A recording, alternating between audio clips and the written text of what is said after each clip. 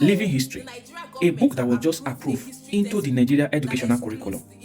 This book was approved allegedly by the Nigeria government. So, what was the discussion of this book? What was inside this book? This book talked about the history of Nigeria at large. So, you are referring, my question now that you claim that the author of this book, you claim that you are narrating the history of Nigeria at large. Therefore, you decided to omit some people, some ethnic groups. I think the Shekiri, the Esan, the Igbo were omitted from that history. This is an example of injustice, discrimination, sentiment, tribal sentiment that is happening in Nigeria. No, I see some Igbo coming out to cry. Don't feel so entitled. That is the problem I have with some Igbo people. Don't feel so entitled.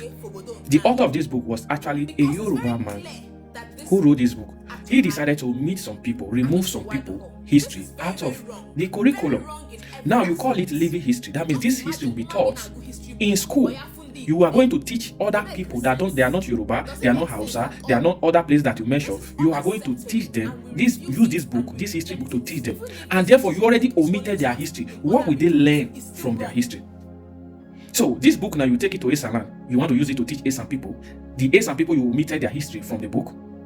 Or you will take it to Igbo land, you want to use the book to teach Igbo people. The Igbo, you omitted their history. The same thing applied to the Shekiri. The same thing applied to all the tribes that wasn't included in that history book. This is unfair.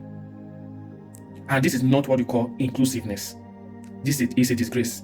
It's a disgrace that this is happening in Nigeria at this crucial time. Sometimes I even imagine if our government, they deliberately carry out all this crime just to create chaos, just to create anarchy in Nigeria. Sometimes I imagine if our government, if our people, some of our people, they benefit or they enjoy the anarchy that is always going on or that are looming in Nigeria. How can you create a history or you write a novel, a history that contains Nigeria as large, living history, and you refer it to Nigeria as large? Therefore, you omitted some people, and you want to use that book to teach that same people that you already omitted their history. It's a disgrace and it's a fearful shame. Writing a book to that person that wrote that book, Living History, he owed us an explanation. Esan is not there.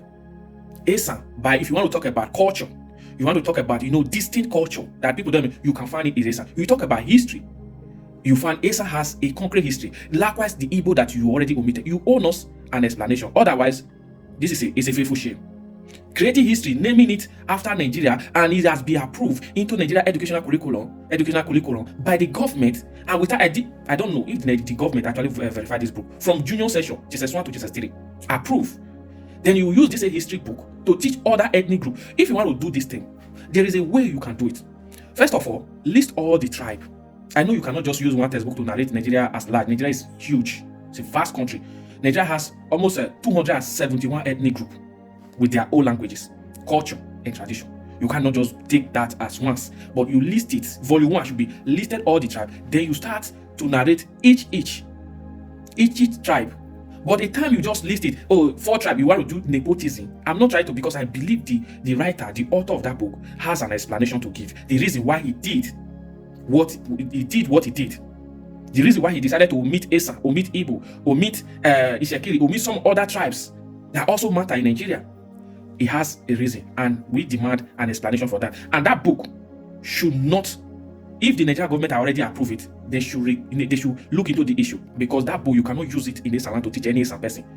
That is just the fact. You can't use it in Esan land. You can only use it wherever you want to use it. But in my side, you omitted my history. You want to teach my people your own history, and therefore erase my history. It cannot work. To those who decided to award this book, or rather approve this book, it's a disgrace. This is a disgrace, and it's a fearful shame. The government has to look into this issue, judiciously, and this is injustice, and it's not inclusion. When you're talking about issue, Nigeria is a diverse country with approximately 271 ethnic groups. You cannot just talk about 10 people, or you take 10 from your 10 people, or 20 people inside 270 and label that thing a history of all those people. To that person that decided to do this is a fearful shame. It's a fearful shame. You name it a living history, and it's being approved by the government that the book will be used to teach those that you decided to, the people that you already tried to omit their history. You already omit their history. You want to use that same book without those people's history to teach them. It's a fearful shame. Guys, let's discuss this on the comment section. If you have an idea, which I believe the writer, the author has his own